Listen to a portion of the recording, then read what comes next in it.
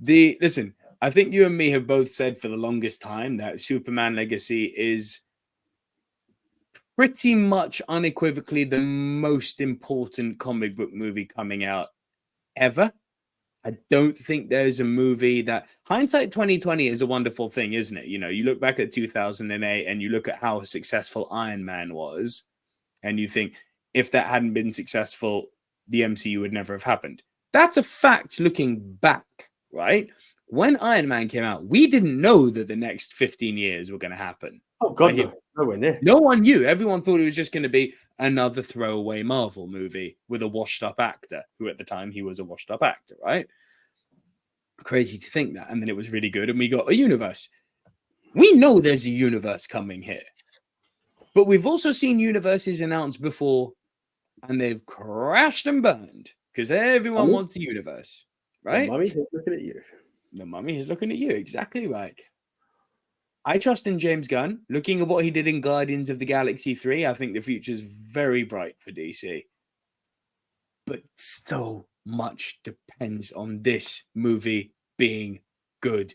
Now, not just being good or great, most importantly, AJ, this movie being loved, right? And it can't be one of those Man of Steel situations where you've got the people like you and me who really love it, but you've also got equally people who really don't have any time for it. I can't understand it, but it's a thing, right? Superman Legacy can't divide people. We can't have a Man of Steel situation. As much as you and me love that movie, we can't have fans divided over this. This movie doesn't even need to make $1 billion. It won't be judged on that because it's still going to be carrying the stink, most recently, of Aquaman 2, which is one of the most god-awful pieces of dung I've ever seen. I cannot begin to tell you how bad it is. But the whole last few years of DC, Superman Legacy is going to be carrying that baggage, right? People will say, oh, another DC movie. But there will be enough time elapsed, and there will also be, I hope by that time, enough of marketing done to make it very clear that this is a new thing. Not everyone will be aware of that. There will be some people who are just like, it's DC, I'm not interested. But much like I say, we don't care about the casual fan like we do in wrestling. I don't care about them. I care about appealing to the core demographic and letting that spread like wildfire. Same argument here. This movie needs to be loved, right? So with all that, we have a little update on Superman Legacy, if you would care to do your thing. Let's have a listen. James Gunn shares an encouraging production update ahead of filming. On social media platform Threads, Gunn, who is also co-CEO of DC Studios, was asked by a fan for a status update on the pre-production of Legacy. He's co-CEO of what? DC Studios. Disney Studios, sorry. Okay. No, DC. It's going swimmingly, Gunn replied.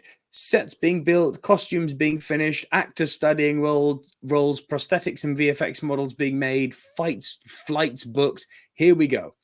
Gunn's comment indicates that the Superman reboot is still on track to begin filming in March 2024 at Trilith Studios in Atlanta, Georgia. Superman Legacy, which will reboot the iconic DC superheroes film series for the first time since 2013, is expected to shoot on location across the globe, as well as on blue screen sound stages. While recent DC movies like Black Adam and The Batman have used Industrial Light and Magic's The Volume, a soundstage with a video wall that displays CGI backdrops that can be manipulated in real time during filming, Gunn has confirmed that Legacy will not use the groundbreaking technology. He explained that it wouldn't be practical for him to utilize the volume since his sets are too big and his cameras move too much. Whoa!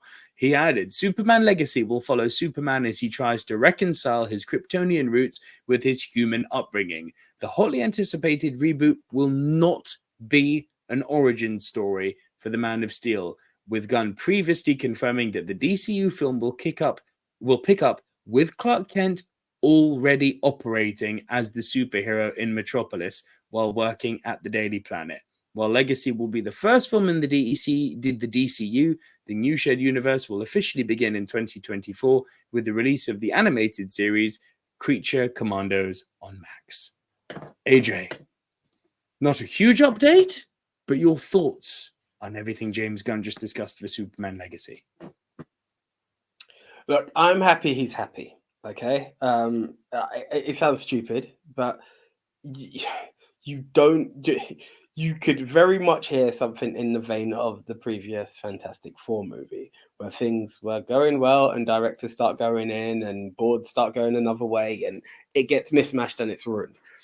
It's going his way. It's his vision. Guardians of the Galaxy is something we're eternally grateful for. They were unknowns to us, and they are now household names that we love. And we want to see what happens. Even it says Star-Lord will return. Sadly, James Gunn won't be there. There's a new world for the Guardians, but that's not what we're talking about right now. But it's what we're focusing on is what he can create. I think it's why this animated series, I don't know what it's going to do, and I think that's a bit weird to start your universe with. But in terms of starting with a film, it doesn't get any bigger than Superman. It's just the way it is. And as much as my heart has always been like it should be Cavill, I think it's fresh. It's a good idea for it to not be that. Let it be fresh. Let it be a new complete vision. It needs to be that. And with that, it's there. And I think Superman being Superman, as much as Iron Man and the whole of Marvel has been something, the words Superman are synonymous with superhero. And that's the thing. So let it keep building. Let it go the way that he's happy. And let's just hopefully get the rebirth that DC deserves, because there's a lot of decent characters in there. I'm not going to say great characters because they're not all to be loved. But the same goes for Marvel. But there are some household names there. We know the holy trinity of superheroes are owned by DC. The Flash, hopefully, will, reappear in a different light. And there are many things that we can do. Listen, Jason Momoa, who hasn't had the phone call to be Lobo. Yes, it was a board meeting, Jason, we know. But there's potential out there. So let it rain, because a lot rides on it. I'm not Superman's biggest flag waver, but I wasn't Captain America's biggest fan waver until The Winter Soldier came out. Sway me, bro. Just like Man has still done it. James, I believe in you. Let's create a legacy. Well done. Let's create a legacy. Well played. I don't know if you meant that or not, but that was I did. Very well done. Look, I have to say, from a technical point of view, I'm most excited about the fact that he said his sets are too big and the camera moves too much to be filmed in the volume. Because, I mean, the Batman was pretty freaking impressive visually, and that was filmed in the volume. So the fact that the scope of that is too small for what he's envisioning, bro, color me intrigued.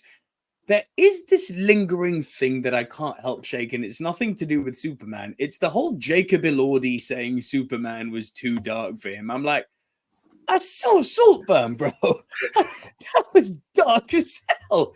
And then there's this new trailer that's coming out where he's literally playing a serial killer. I'm like, bro, there's some sour grapes here. Like, got bad stuff in it. That's what's going on. Either that or Superman Legacy better be the darkest thing this side of Saltburn that I've seen for a long time. Like, bring it.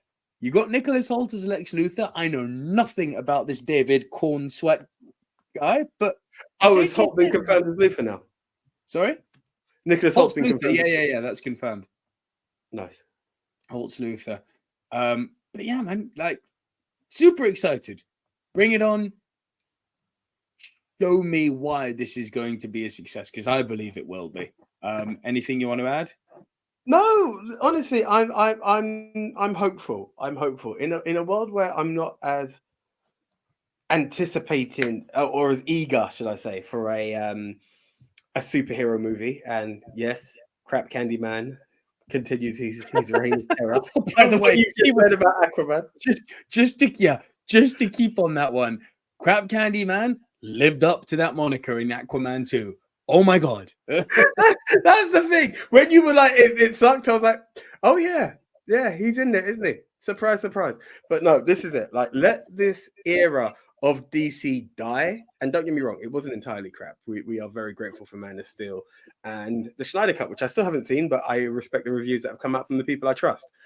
But hell, even the movie that I was quite disappointed in myself for watching wasn't bad, you know. So it didn't end on a complete sour note. Well, it ended on a sour note as the last movie, but its before last movie wasn't that bad. Like, look, just come and kick up a storm. Let's deliver some greatness. Let's avoid the Black Adams and others. Let's bring on some good films. Others. And with all that, guys, once you've let us know what your thoughts are on Superman Legacy, we will bring you adieu, good night, bang, because that is it. Shout out to Kenny Omega. I really hope he's on the mend. But yeah, that is it for our first installment of Silver Screen News in 2024. Happy New Year to you all once again. We will be back next week with another news show. Stay tuned in the coming days for this behemoth that I'm in the process of editing, where I'm ranking every movie I saw in 2023. The video won't be too long. The edit is long, so stay tuned for that. And keep it right here on Silver Screen Dudes. Subscribe, like, and we will see you next week. Bye for now. See ya. See ya.